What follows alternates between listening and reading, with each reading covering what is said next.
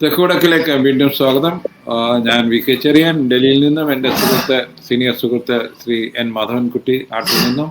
ഞങ്ങൾ ഇന്ന് സംസാരിക്കാൻ ഉദ്ദേശിക്കുന്നത് ഡൽഹിയിലെ പാർലമെന്റിൽ നടക്കുന്ന ചില എം പിമാരുടെ, അതായത് പ്രത്യേകിച്ച് ഭരിക്കുന്ന പാർട്ടിയുടെ ആൾക്കാരും, പ്രൈം മിനിസ്റ്റർ ആകട്ടെ, മന്ത്രിമാരാകട്ടെ, അവരും മറ്റ് എം പിമാരും തമ്മിലുള്ള ഇടപെടലിനെ പല വിധത്തിൽ വ്യാഖ്യാനിച്ച് ഒരു കോൺട്രവേഴ്സിയിലേക്ക് കൊണ്ടുപോകുന്ന ഒരു ട്രെൻഡ് ഈയിടെ മലയാളം മീഡിയയിലും ചില എം പിമാരും അതിന് സഹായകരമായുള്ള സ്റ്റേറ്റ്മെന്റുകളും ചെയ്യുന്നുണ്ട്.